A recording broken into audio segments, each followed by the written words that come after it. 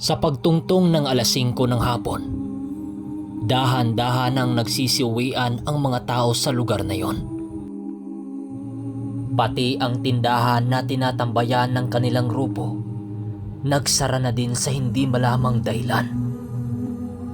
Ang naiwan sa sabungang yon, yung ilang nakatira mismo sa baryo at ang pangkat nitong sinuli. Mga manong, hindi pa ba kayo uuwi? Papasapit na ang gabi oh. Hindi ba kayo natatakot sa daan? Wika ng may-ari ng tindahan. Manang, yung mga nilalang na kinakatakutan nyo, sila ang matatakot sa amin. Sagot naman ni Danilo Sale.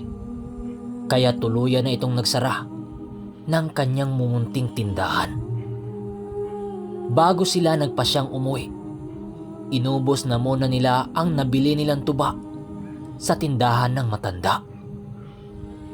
Mang Carpio, mukhang suka na ata tong tuba na binibili natin ah. Iba na yung lasa. Wika naman ni Nuli kay Mang Carpio. Oo nga. Ang sabi ng tindira kahapon pa raw ito. Kaya ganun na ganun ang lasa. Maganda kayo. Dahil uuwi na tayo. Malayo-layo pa yon. Sagot naman ni Mang Carpio. Matapos nilang mag-usap, nagsitayuan na nga ang iba nilang mga kasama at naghanda na sa kanilang pag-uwi. Habang nasa daan sila na maraming mga puno, nakarinig sila ng isang pag-alulong ng mga aso. Dahil sa kanilang mga narinig, napahinto si Mang Carpio at suminya sa kanila na magmasid sa paligid. Kaya ang ginawa ni Nuli, humawak siya sa lupa upang ramdamin ang buong paligid. Mang Carpio, tinatambangan tayo ng mga hindi kilalang mga aswang nito. Wika ni Nuli kay Mang Carpio. Kung kaya't kanya-kanya na ng bunot ng mga sundang, sila Lando at Lidyo, maging si Buneng. Humanap ang tatlo ng mapagtataguan kasama si Guyo upang ligtas sa magaganap na digmaan. Maya-maya pa, agad ring naglitawan ang mga 10 aswang na may kasamang 4 na gabunan na nagtatago sa mga puno sa lugar. Nang mamukhaan ni Nuli ang isa sa mga ito, agad naman niya itong kinumpronta. Mga manong, ang sabi nyo kapag sumunod kami sa kagustuhan nyo, hindi tayo magkakagulo. Pero ano ang ginagawa nyo? Nakaharang kayo sa daan. Wika ni Nuli sa mga gabunan. Sumunod nga kayo sa mga kagustuhan namin. Pero hindi namin nagustuhan ang inasal mo. Malakas nga ang karga mo sa ganong larangan. Kaya ngayon, gusto namin itong kumpirmahin sa harapan mo mismo. Dahil sa sinabi ng gabunan, kaagad binunot ng pangkat ni Nuli ang kanilang mga armas. Hindi pa man nagsimulang sumugod ang mga kalaban, agad nang tumawag ng mga insekto si Mang Carpio upang maging makatuwang sa labanan. Pag-ahon ng makamandag na alakdan sa lupa ay ang pagkagulat ng ilan sa mga kasama ng mga aswang. Dahil hindi nila inaasahan na may mambabarang ang kasapi nitong sinuli. Ngunit sa kabila ng mga nasilayan ng mga aswang, pinili pa rin itong sumugod ng walang pagdadalawang isip. Pagsugod ng dalawa sa mga alagad ng gabunan, ay buong lakas naman itong sinalubong ni Nuli. Nang tumalon ito papunta sa kanya, agad naman niyang binunot ang kanyang tabak na nakasukbit sa kanyang bewang. Pagtama ng kanyang tabak na may mga usal, sa balikat ng 2 aswang. Agad naman yung natapyas ng siyang ikinagalit ng mga gabunang matanda. Sabay-sabay itong lumusob sa kanilang grupo na siyang kaagad inaksyonan ni Mang Carpio. Ang pinakapinuno ng mga gabunang yon ang pinuntarya ni Nuli dahil ito ang pinakamalakas sa grupo nila. Si Tonyo at Danilo ang humarap sa 2 gabunan at si Mang Carpio ang humarap sa mga alagad nitong aswang na gustong lumusob sa mga kasama nilang nagtatago sa ilalim ng puno. Habang pinagpapatay ni Nuli ang mga kasama nitong alagad, panay ang pagsipat niya sa paligid kung saan nagpunta yung pinuno ng mga gabunan. Dahil sa mga nangyari, piniling iikot ni Nuli ang kanyang paningin sa paligid upang hanapin ito. Nang masipat niyang tumalon ito sa puno kung saan nasa ilalim nito ang nakatago niyang mga kasama, dali-dali naman siyang tumakbo upang harangan ito. Nagsisigaw-sigaw siya noon upang mapansin siya ng gabunan. Dahil sa kanyang ginawa, nabaling ang atensyon nito kay Nuli. Nang magkaharap silang dalawa nito, doon niya nakita ang bagsik at laki nito. Ang sabi ni Nuli sa kanyang isipan, kakaibang gabunan ang nakaharap niya ng mga oras na yon. Dahil di hamak na mas malaki ito kumpara sa mga gabunang napatay niya noon. Kaya kaagad niyang binunot ang kanyang tabak na may karga sa kampilang nagliliyab. Dahil sa alam niyang hindi basta-basta ang nakaharap niyang gabunan, kung kaya tinawag na rin niya ang mga anino. Paglaho niya sa kanyang kinatatayuan ay ang paglitaw niya sa likurang bahagi ng gabunan. Nang akmang tatagain na niya ito sa ulo, laking gulat na lamang niya nang bigla itong humarap sa kanya sabay salag ng kanyang isang kamay. Akala mo siguro madali mo kung mauta ka na. Noon pa man tunog na ang pangalan mo sa baryo nyo. Kaya pinaghandaan talaga kita. Wika ng gabunan, sabay hampas sa kanya sa mga puno. Sa sobrang lakas ng gabunang yon, nakakaya nitong ibato si Nuli ng iisang kamay lamang sa mga puno ng kahoy. Dahil sa nakakarga na kay Nuli ang mga dasal at proteksyon, kaya hindi siya naapektahan sa mga atake nitong ginawa. Tumayo siya sa kanyang kinalagpakan at nagpagpag ng kanyang mga kamay. Sakit no na. Ito ang gusto kong laban. Wika ni Nuli sa kanyang sarili at agad niyang ibinalik ang kanyang tabak sa kanyang bewang.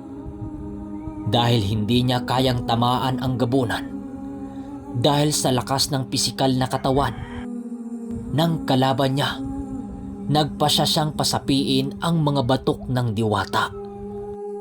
Anong silbi ng tabak mo kung hindi mo kayang ilapat yan sa katawan ko? Wika ng gabunan habang naglalakad papalapit sa kanya. Nang sumuot na sa kanyang katawan ang kapangyarihan ng diwata, dahan-dahan nang nagliliwanag ang kanyang likod sa mga markang lumitaw dito.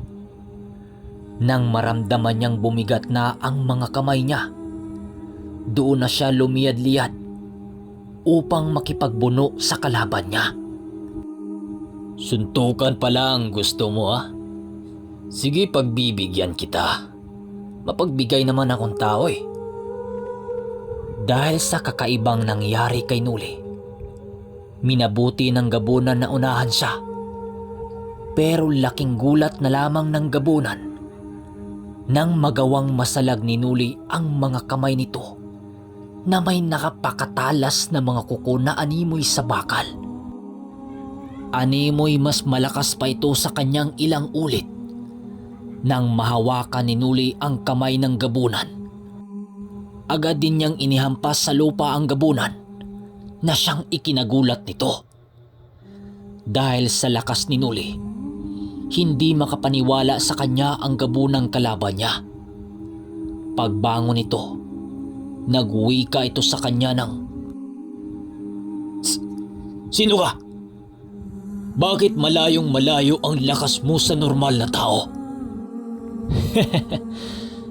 "Kami ang mga mortal na uubos sa inyo. Pinagbigyan lang kita kanina ha?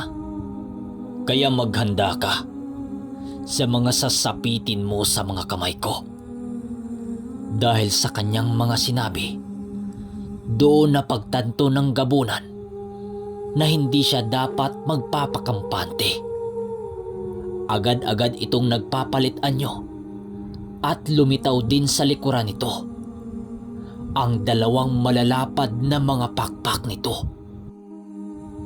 Nang masilaya ni Nuli ang malademonyong wangis ng gabunan, doon na niya kinuha ang kanyang kampilan. Nang aakmang lilipad ito para sumugod, agad namang sumabit sa liig nito ang latigo ni Mang Carpio. Nasa likuran pala nila ito at nagtatago sa puno. "Tapusin mo na!" sigaw ni Mang Carpio sa kanya habang hawak-hawak ang latigo na nakapulupot sa liig ng gabunan. Dali-dali namang sumunggab si Nuli sa gabunan dahil alam niyang hindi na siya mahihirapan sa laban. Pagtama ng kanyang kampilan sa ulo ng gabunan, kaagad naman yung natapyas na para bang isa lang itong katawan ng saging. Pagbagsak ng gabunan, saka pa lamang nagsisilabasan ang mga kasama nila. "Ikaw talaga ang hilig mong makipaglaro. Hindi basta-basta ang gabunang yon. Dahil isa itong uri ng mga gabunan na pang sinaunang panahon. Uwi na tayo. Baka maamoy pa tayo ng mga angka nito." Wika ni Mang Carpio sa kanilang pangkat. "Di ko akalain yun, Manong ah. May ganun pa palang uri ng mga gabunan?" Wika ni Nuli kay Mang Carpio. "Oo naman, iho. May ganung klase pang mga gabunan ang narito sa ating mundo. Tara, bilisan na natin."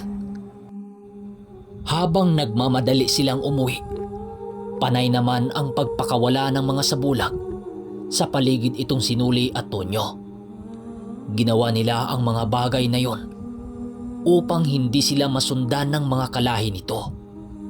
Dahil kapag nagkataon, marami ang madadamay sa kanilang grupo na walang kaalam-alam sa lihim na karunungan. Pagdating nila sa bahay nila Nuli, agad naman silang pumasok doon. Habang nasa loob sila ng bakod ng manukan, walang humpay pa rin ang pagmamasid ng kanilang pangkat sa buong paligid. Makalipas ang mga oras, nang mapagtanto nilang wala namang nakasunod sa kanila, doon pa lamang sila napanatag. "Huwag kayong mag-alala. Hindi tayo magawang masundan ng mga yon. Sa lakas ng sabulag na pinakawalan ko, ni kahit bakas natin ay hindi nila magagawang makita." Wika ni Mang Carpio sa kanilang pangkat. Makalipas ang mga oras, matapos nilang kumain ay nag-inuman sila ng tuba. Habang nag-iinuman, pinag-usapan noon ng kanilang pangkat ang ermitanyo kung paano nila ito masundan sa mundo ng mga tayho. Pero habang nag-uusap ang kanilang pangkat, nakasipat sila ng dalawang panauhing may dalang sulok papalapit sa kanilang kinaroroonan. Huminto ito sa hangganan ng bakod na indikasyong may sadya ito sa pamamahay ni Nuli. Upang malaman kung ano ang pakay nito, pinapapuntahan nila ito nila Karding. Nang makabalik na ito sa kanilang kinaroroonan, agad naman itong inilahat ang sadya ng mga panauhin. Kanuli, kayo ho ang kailangan ni Manoy Arsenio. Wika ni Carding paglapit nito sa kinaroroonan nila. Nang marinig ni Nuli ang sinabi ni Carding, agad din naman niyang pinapapasok ang mga panauhin upang pag-usapan kung ano ba talaga ang pakay nito. To, Nuli, di ba kaanib ka sa samahan ng mga albularyo at antingero? Pwede niyo ba kaming matulungan na mataboy ang aswang sa aming bahay? Ilang linggo na itong pabalik-balik sa amin sa tuwing gabi na para bang wala na itong balak na kami ay tantanan hanggat hindi nito nakukuha ang 1 taon kong anak. Paliwanag ni Manoy Arsenio. Ganun ho ba, Manong? Sige, mamaya pupunta kami roon. Mauna lang kayong bumalik doon upang hindi kami nito mapansin. Sagot naman ni Nuli. Matapos nilang makapag-usap, agaran din namang nagpaalam ang dalawang panauhin. Matapos nito ay pinili nilang muling mag-inuman upang ubusin na ang kanilang mga tuba. Hindi naman nila problema ang tungkol sa mga ganong nilalang dahil kahit sila Lando at Buning ay kayang-kaya nila itong trabahuin. Sa pagsapit ng 9:00 ng gabi, agad na silang nagpaalam kila Mang Carpio dahil silang dalawa lang ni Danilo ang pupunta sa humihingi sa kanila ng tulong. Kanuli, sigurado ba kayong kaya nyo na ang nilalang na yon? Magsasabi lang kayo dahil sasamahan namin kayo. Wika ni Tonyo. Hindi na, kaibigan. Maliit na bagay lang ito. Sagot naman niya. Pagdating nilang dalawa sa pamamahay ni Arsenio, formal naman silang kumatok sa pintuan ng bahay nito. Ilang minuto pa ang lumipas, agad naman silang pinagbuksan ni Manoy Arsenio. Pagpasok nila Nuli, agad naman nilang napansin ang isang kalong-kalong nitong bata na halos wala pang 1 taon. Yun umano ang ginagambala ng aswang sa tuwing sumasapit ang takip silim. Habang nakaupo sila sa silid ng tahanang yon, panay naman ang ginagawa niyang pagmamasid sa buong paligid. Matapos niya itong bigyan ng pangontra, agad rin naman silang umalis para magmasid sa labas. Okay, hanggang dito na muna mga karmitanyo ang ating kwento. Maraming salamat sa pakikinig. Pagpasensyahan nyo na at hindi tayo nakapag-upload ng marami. Nasira kasi yung ginagamit nating mic kaya kung napapansin nyo ngayon, maingay. Parang may hangin o may nagsisigawan. Kung natapos nyo ang video na ito, ay huwag nyong kalimutang mag-like. Maraming salamat.